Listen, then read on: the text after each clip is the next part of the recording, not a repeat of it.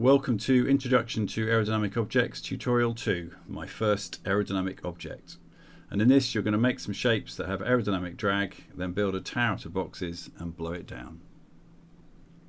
So our objectives, what we're going to do is set up a scene with some prefab assets and a flow field. Then we're going to create our first aerodynamic object in the shape of a sphere and add some wind and drag visualization arrows to it. And we're going to vary the wind and see what happens to those arrows. Next we're going to do the same thing, but this time for a cube, and we're going to drop it and see how it behaves. Then we're going to have some fun. We're going to duplicate the cube and build a tower, and we're going to increase the wind speed to blow the tower down. And then finally we're going to change with the wind elevation so that instead of the tower falling down, the blocks all float off the ground instead. So this is a scene diagram for our sphere model. We've got our sphere here in the scene, and then we've got two new visualization components. We've got a drag arrow and a wind arrow, and what the wind arrow does is tells you which way the wind is coming relative to the object, and the drag tells you the magnitude and direction of the drag force acting on the object.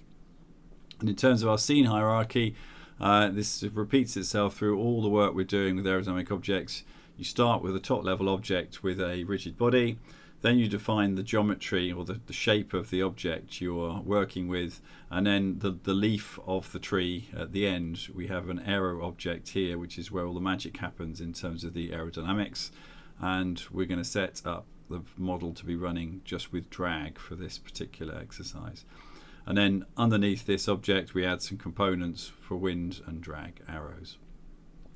The fluid zone is what we saw in tutorial 1. We're setting up a basic fluid zone, and we're going to change the fluid speed and direction and the turbulence. Falling block is pretty much identical. We've got our top level object, which is our rigid body. Then we define the geometry. Then we define the aerodynamics. So once again, it's an aerodynamic object model with the drag model on. And once again, we've got wind and drag arrows on this. And in this case the block is falling down and we're getting a relative wind from the bottom, and the drag is acting up. And in this particular case there's no fluid zone, so you don't need wind to create aerodynamics. If this block is falling, it's creating its own wind. So this blue arrow here is the wind due to the block falling, and that's creating the drag, and this is slowing the block down. So we're now in Unity. I've just created a new scene and I've saved it as tutorial 2 work in progress in my tutorials folder within the Introduction to Aerodynamics folder, and we're now going to build our scene. So the first thing we need to do is find our prefabs. So that will be in your prefabs folder within the tutorials. So we're in the prefabs folder, and what we're going to do first is add a ground plane. You could make one of these yourself, it just saves a little time using one of these pre-made ones. Drop it in, can't see it, and that's because we're looking at sideways on, but we've got a plane approximately 100 meters by 100 meters that we can put our things on. And let's go into perspective mode. And we're going to add Arrow Man as ever for scale. There he is standing in the middle of the world. And once again, in the default world, he's pointing forwards, so we know that that's forward in the world, and that's our reference system. So let's add some wind to our scene. We'll do it exactly the same way as we did in tutorial 1. I'm going to right click, create empty, game object, just going to call it my flow field, call it whatever you like, and we are going to right click and create a fluid zone object. And we're going to drop that in there. My flow field object was created at 0, 0, that's fine. Fluid zone was created at 0, that's fine too. I'm going to move up to that icon so we can see our directions gizmos. And let's add some arrows. So Aerodynamic Objects, flow field arrows, and let's drag them into there. Okay, so we've got our flow field set up, top level object just as a container. We've got our fluid zone and our flow field arrows, and if you remember, you have to subscribe the arrows to the fluid zone. So there we go. And what else do we need? We need some cameras, so let's drop in the AO cameras. Okay, and now if we press play, we got our scene familiar seen for tutorial 1, we've now got a man standing in front of a world. All we've now done is got a plane in front of him to give us something to work with. Okay, that's good. So first thing, the wind's actually going underneath the ground, so let's get that flow field object standing above the guy. So my flow field, we know it's 10 wide, so if we set it to a height of 5 and run it again, there we go, we've moved the whole thing up, so we've got a box of wind around our aero man. Okay, let's make our first aerodynamic object, and the pattern we're going to use here is the same pattern that you would follow for making any type of object with aerodynamic forces on, but in this case we're going to start by making a sphere. So I'm going to create an empty game object and I'm going to call that sphere. And the top level of the hierarchy of these objects, you always add the rigid body. So it's coming up because I opened it recently. Rigid body, it's got a mass of 1, it's fine. We've got unity drag of 0, that's fine. We've got unity angular drag of 0.5. Let's turn that off, we don't need that. We've got gravity, that's good. But what I'm actually going to do right now, by clicking this kinematic, it just fixes it in space. So when we run the wind start off with, it doesn't move around. Next up, what we want to do is add the actual geometry for the sphere. So I'm going to right click on there, I'm going to do 3D object, and I'm going to do sphere. There it appears down beneath the ground, so let's just raise this up 0.5 and we can drag this around so it's not on top of the guy. Okay, so we've got our sphere, and I'm actually going to relabel that geometry consistent with the diagram at the beginning. So really, when you're thinking about this sphere top level is the rigid body. The next object down is the geometry, which we've just created there, and then finally we add the aerodynamic object. So what I'm going to do is right click on geometry, click create empty, and then I'm going to rename that as aero object. You can call it whatever you like, but this is where the aero object is kept, so it makes sense to call it aero object. And if we click on that, and then if we come over to the inspector window for that, and we're going to do add component, and then start typing in aero, and then aero object comes in. It's not aero group, it's aero object. So this is where all the magic happens in terms of the aerodynamic modeling, and for this particular sphere all we're interested in is just having drag, so we're going to tick that. We're not going to tick any of the other boxes. One of the things you do have to answer at this stage is the rigid body. So the forces that the aerodynamics produce have to be transferred to a rigid body so that the dynamics can work properly. And so what we're going to do is drag down our sphere RB game object into there, and there it's found it. So this is the rigid body which the aerodynamic forces are applied to. Okay, so the other thing we need is if we want to detect, want this sphere to detect wind when it's in a wind zone, it needs a trigger collider on it. So what we're going to do is do add sphere, comes up there, collider, and it's a trigger. So we're using this collider as a trigger, not as a physical collider. So I'm going to tick the box, is trigger. Doesn't matter about the materials. I'm going to make it a little bit smaller so when we have gizmos on it doesn't get in the way, but it doesn't really particularly matter. Okay, that's good. So we've got an aerodynamic object, it's got drag, it's got a trigger collider on it so it can sense different wind zones, but we want to be able to see what the forces are on it. So what we're going to do is add some visualization components. So what we're going to start off with visualizing the wind. So if you start for wind, there we go, it comes up straight away, wind arrow. And the default sizes are all fine here. In terms of offset, because we want to be able to see the end of the arrow, I'm going to put an offset of minus 0.5 in there, because I know that the sphere is 0.5 radius, and if I put an offset of 0.5, it means we can see the end of the arrow. But you can experiment with that when it's running as you wish. Okay, next up, let's see what the drag is doing. So we're going to add a drag arrow. And this time the drag is coming from the other way, so we're going to do an offset of 0.5. Okay, so I think we've got everything wired up. Our sphere is kinematic, so it's not going to go anywhere. We've got some wind in our wind zone. Let's give it a play.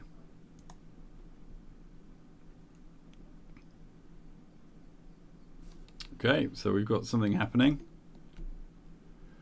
We've got our gizmos on, so we can see there the blue mesh there is the aerodynamic object mesh. I'm going to turn that off for now just so we can see things better.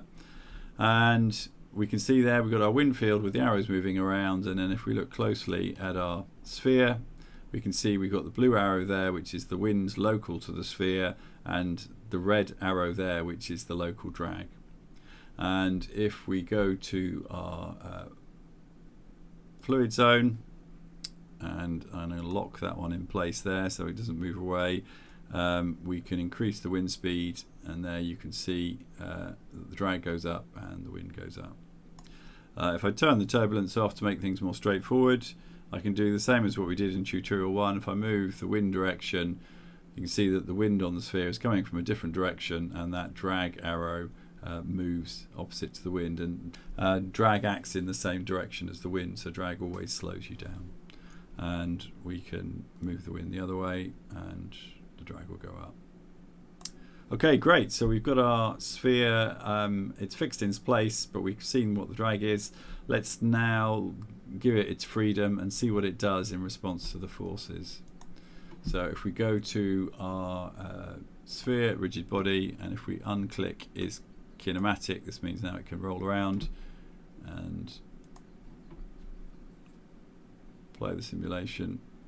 We can see now that the sphere is rolling around, and it's coming back again, and we can increase the wind speed and it'll move a bit faster. Okay, and then what happened there is it rolled out of the wind field. So put gizmos on and select the flow field. That's the edge of the flow field, and once you got out the flow field, it's still rolling a little bit just because it's got inertia and there's a little bit of drag slowing it down, but it's not affected by the wind when it's out of the flow field. So let's try this again, but with the wind coming from underneath the object. So I've set the elevation here to 90, and so now the wind is coming up through the floor. You've got to imagine it's a porous floor with the wind coming up it, and what I'm going to do is turn the turbulence off so it's a bit clearer what's going on. And if I click play, we got our wind going straight up, and if we increase the wind speed, eventually the drag is greater than the weight of the object and it comes off the ground.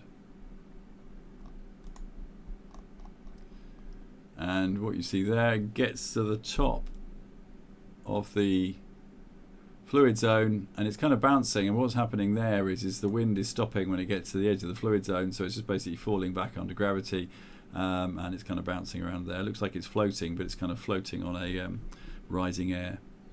And if we reduce the wind speed back down, it goes down. Let's add in some turbulence, and the thing gets knocked around a bit. You can see it, whoops, being thrown around in the turbulence. Now it's being kicked out. Great. So that was a sphere. Let's do the same thing for a cube, and then we can start building stuff. And we're going to follow exactly the same process as we did before. So right click, create empty, rename that to cube. We're going to add a rigid body. Then we're going to create some geometry underneath that. So 3D object, cube this time. And we're going to rename that geometry. And we need to create our aero object underneath that. So right click, create empty, and this is our aero object. So we're going to add an aero object component, and it's going to have drag on it, and we're going to use the rigid body from the cube, and we are going to add a sphere collider to it so we can detect when we're in the fluid zone. So it's a trigger. I'll make it slightly smaller so it doesn't get in the way. And we're going to add some visualization components again to that. So we're going to add a wind arrow, and we're going to do the thing with the offsets so we can see the ends of the arrow. And I'm going to add a drag arrow, same again with the offsets. Okay, and what I'm going to do is turn the wind off completely, because we're just going to drop this cube to see what happens. So there's no wind on. We've got our cube. Let's put it on the side so we don't squash the man, and lift it up, and let's see what happens. Okay, so our cube falls to the ground, so we've got no fluid zone there, but just the action of the cube falling in the stationary surroundings generates a relative wind, and that produces a drag. Okay, so let's try the same thing but with a smaller mass. So if we make the mass 10 times smaller and run it again, see there it falls more slowly, and that's because the drag is the same in terms of the area of the cube, but its mass is less. So things that have a larger surface area to mass fall more slowly. So if I go into my prefabs directory within the tutorials and I drag my cube in. Okay, so we've got our cube prefab. Let's build a tower. And we can do this in a smart way just by duplicating the object, and if we look at it sideways on, so we know what we're doing, and if we hold Control down, it will snap to the nearest range. So it's same again, and I can drag it. You can check on the side there if you're not sure about your block stacking. There we go, and we've got 5 cubes on top of each other. So we built our tower. Let's set the wind up. So the wind's actually been turned off, disabled, so it's enabled the wind, and we want the wind coming horizontally. And let's set the initial speed as 0 so it doesn't fall down straight away. Turbulence is off, that's good. Okay, let's see what our tower does. Great, does nothing, so it's standing there, not falling over. So if we now increase the wind speed, and there we go, boom, tower falls over. Cool. Okay, that's great. Tower's fallen over, so now let's have some fun. If we now make the wind go upwards, we can lift the blocks off the ground. Let's turn turbulence on to make it more interesting. There we go. And a bit more speed. And there we go.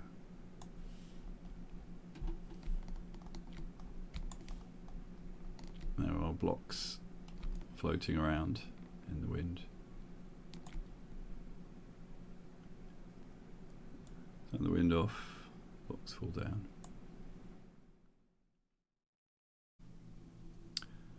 So, how to make an aerodynamic object?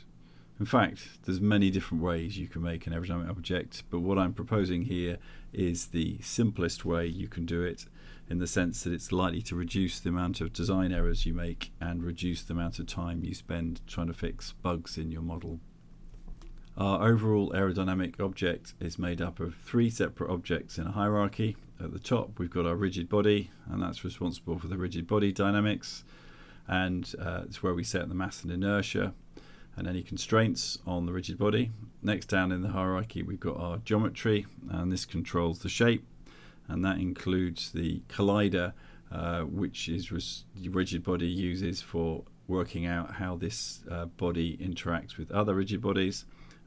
And at the bottom of the hierarchy we have the aero object, which runs the flow physics model, and this has a trigger collider which controls how the aero object interacts with other fluid objects within the scene. Okay, that wraps up tutorial 2, and in tutorial 3 we're going to be exploring lift and how wings work.